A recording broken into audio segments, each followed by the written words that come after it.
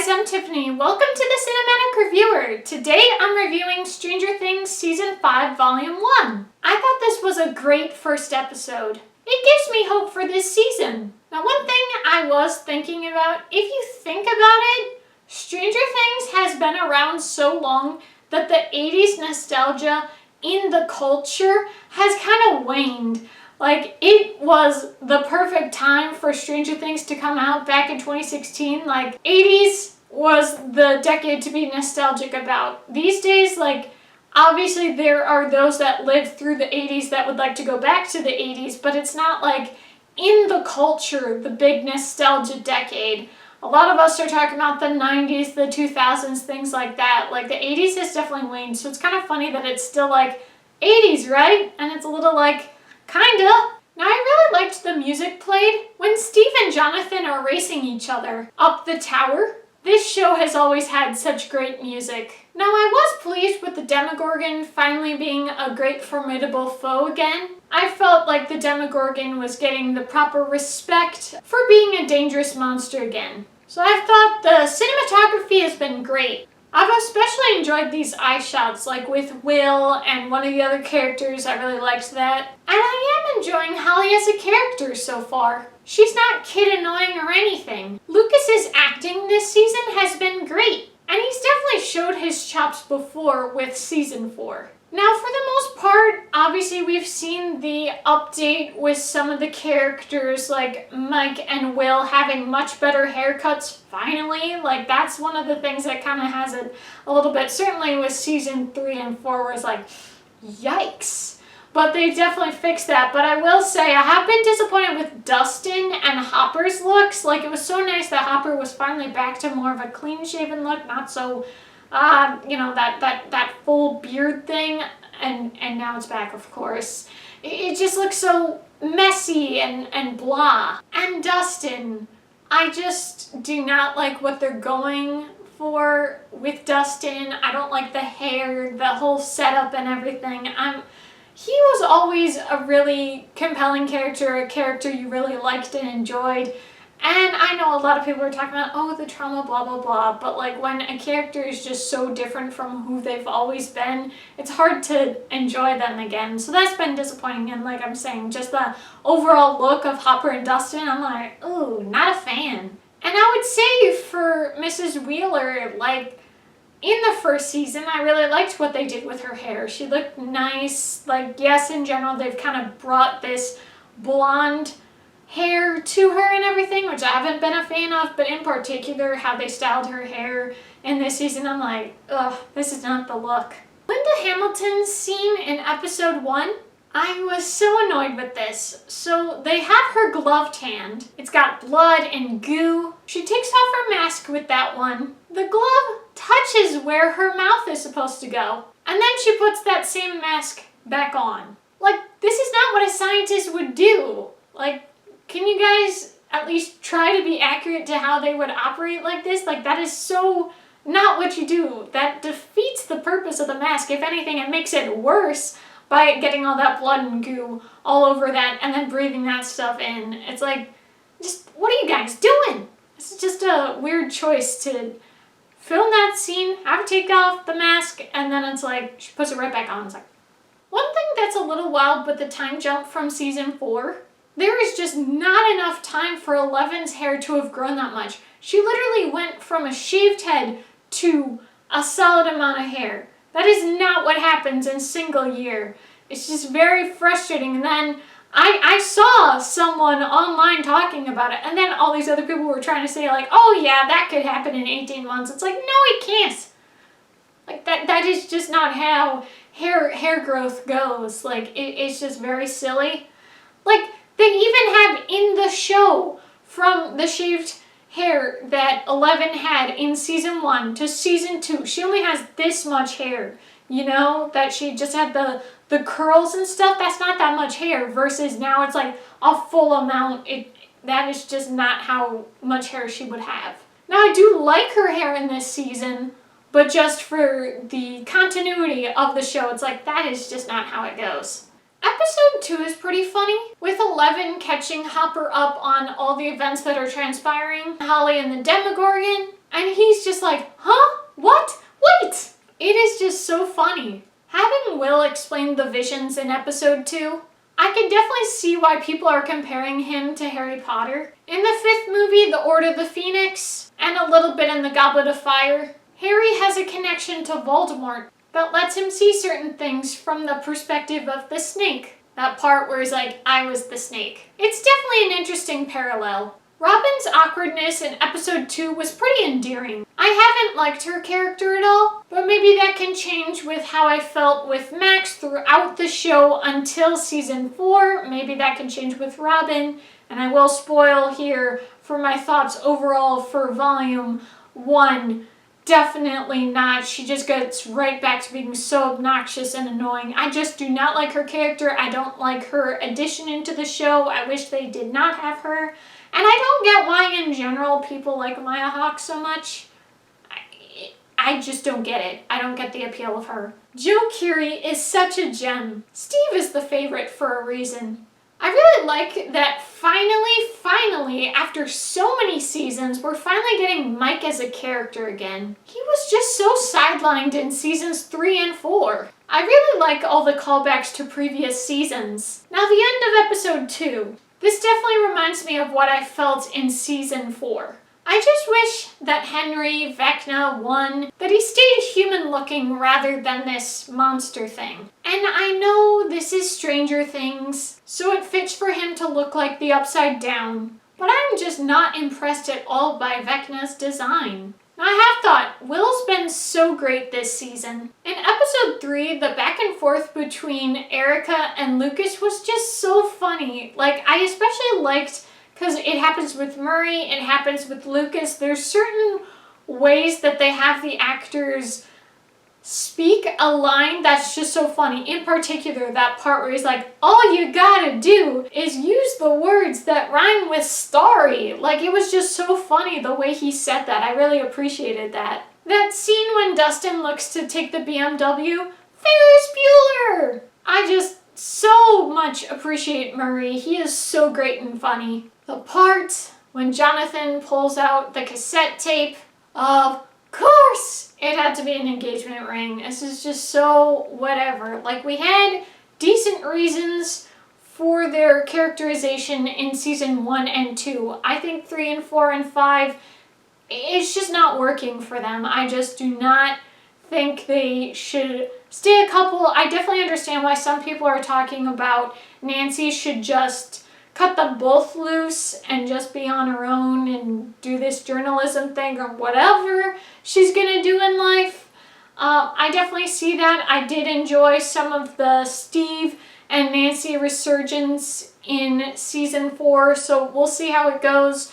But right now, I definitely am like, can we just get over this whole Jonathan and Nancy thing already? So this is when I thought, and I was believing what they were telling us, that the military had Vecna. Obviously, we know that is not what happens at the end of Volume 1. But with that detail, at the time when I was watching it, I was like, oh, that is so unexpected. I wouldn't have thought that the military would have Vecna. And I thought to myself, like, yeah, I guess it's possible. With so many military men in the Upside Down, and Vecna was extremely weakened at the end of season 4. When Holly put on the cape, I was definitely getting the vibes of Little Red Riding Hood. The part when they're in the house and they're all picking their weapons and stuff, and the second that Steve sees the chainsaw, I'm just like, oh my gosh, chainsaw, let's go! Like, that was a really cool moment. Now, with the end of episode 3, I was like, oh, Max! Like, that was definitely cool. Now, here's one thing I will say. So, from episodes 1 through 3, I watched them all at the same time. So, then I watched a little bit of episode 4, and right away, I enjoyed 1 through 3. I liked episodes 1 through 3, but episode 4, right away, I was like, this is not really working for me. But I would say in episode 4, the first scene with Linda Hamilton, I just thought the beginning with her, she was great. Now, the kill by Vecna was insane in this episode. That whole thing he does with those fingers, and it's like a shish kebab on that guy. It was crazy. It was crazy. I was just like, what? Because in general, like, for the most part, the horror elements that are in this show is pretty chill, pretty tame, not too crazy. Like, season 4, they just amped it up to 11 and got crazy. But in particular, that death, I was like, whoa! I was not prepared for that. I was like, oh my gosh. I really was like verbally exclaiming, oh no, Will! And Will, no! When Vecna had him, like that was definitely a part where you're just feeling so tense. You're like, you don't want anything bad to happen to Will. Like, he has been through enough. Like, let the boy chill out. Like, let him have a break for 2 seconds, people. So like I'm saying, I thought episodes 1 through 3 were great, but I could not stand episode 4. Like I said, Robin was annoying again. I laughed out loud at Vecna's new design. I was definitely annoyed that 8 came back. And while I was so happy with Will taking over, I definitely see why everyone was freaking out about that scene. I did think the part where he does that to wipe away the nosebleed, I just kind of rolled my eyes at that. I was kind of like, whatever with it. I will say with this show in general, obviously that became the signature with 11 and stuff. And obviously when they're first introducing 8 in season 2, they had the nosebleed for her. But for me, I feel like in general, they overutilized the nosebleed. It just kind of got so repetitive. They just do it all the time. Like, there were times in season 1 where 11 doesn't have the nosebleed. Like, I don't think we have to have the nosebleed every single time. And so just to me, with the nosebleed, I was like, whatever. But my final thought on the show for sure was like, oh my gosh, are you kidding me? I have to wait till Christmas to see volume 2. Come on! And with this episode, I did not care at all for Max's journey.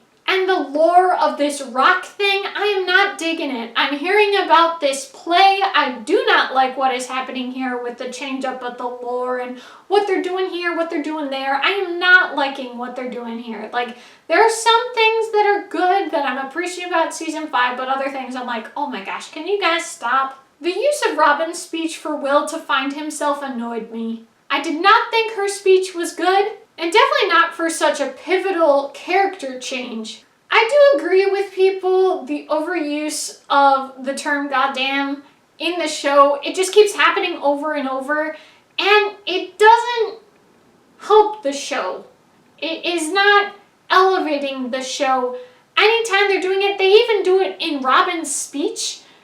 You could say freaking, you could say a lot of things, and you didn't have to curse at all. It just, as someone who doesn't care about language in particular, it's just getting ridiculous, and it's more doing it for the sake of it rather than, oh, this is good for the show. It's getting very frustrating and just like, why? Like I'm saying with the speech for Robin, with the curse included, the speech is already bad, but it just further flattened it. It's so like, whatever. I've been pretty impressed with the pacing of these episodes. Every time the end credits start, I'm like, wait, that's it?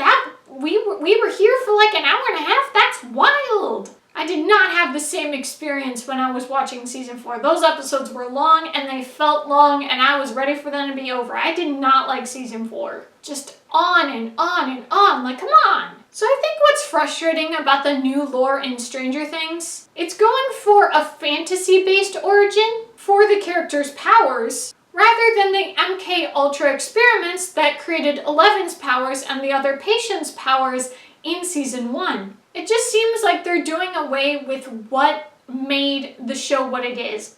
Taking away from what was the original show with Stranger Things. It's just so much of what I love about this show is so divorced from what the show is now. And it's such a shame because I love this show so much. I think too what's such a shame about what the show is doing now versus what it was originally, the small town aspect. It's really what gave the show so much charm. So I do understand in general, shows, movies, they want to go bigger and better than they've done before. But there are certain stories that should stay more intimate and condensed, and this show is one of them. So like I'm saying about, it just seems too much of going into the fantasy direction versus the sci-fi direction, which is a bummer for me because for me, I don't much care for fantasy. I like sci-fi and it really was a sci-fi show originally. It's just getting way too much into the fantasy. Now my friend, we have very similar ideas, our opinions on the show, and we both agree, like,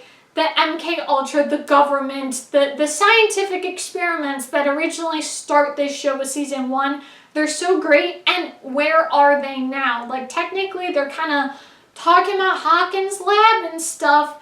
Like, one mention so far in volume 1 of season 5, it's just a little like, can you guys go back to that? Because that's where the show shined and was so great. Just fantasy, like, in general, the Upside Down is interesting, but, like, don't have it be all that the show is about now. Like, it is a bummer that it's just getting way too much just into fantasy rather than sci-fi, which is why I liked the show so much. So I am still looking forward to volume 2. I will be going to see the finale at the theater. I'm very much looking forward to that. But overall, I've been very pleased with season 5. I think it's so much better than season 4. I just did not like what they did with season 4. It just changed so much of the lore and what the show was about. In general, I wish this show could have stayed a limited series. It shined so well. It was lightning in a bottle with the first season. And in general, sometimes there can be good moments in each of the seasons, but it's not a show that should have stayed as long as it did. It is a bummer to me, but whatever the case, I'm still looking forward to volume 2. I'm looking forward to the finale. I hope they finish off strong. Hopefully I feel good about it. But for me, I still feel like the canon for me is just season 1. At the very least, you could have some elements of season 2, but for the most part, those are like the ones that really still stayed true to what Stranger Things was, and just 3, 4, 5, it's just deviating so much from what this show was. But if you want to look at it as just, hey, the team's all together, the Duffer Brothers and the cast that's all there, the crew, you can be happy with that, I think. To go and act like this show has gotten so much better, I just disagree. But at least it seems like they're kind of trying to return to form with season 5. Thank you guys so much for watching. I hope you enjoyed. If you did, be sure to give this video a big thumbs up, comment below. And if you liked this video and would like to see more TV and movie content, be sure to hit that subscribe button. See you guys next time. Bye!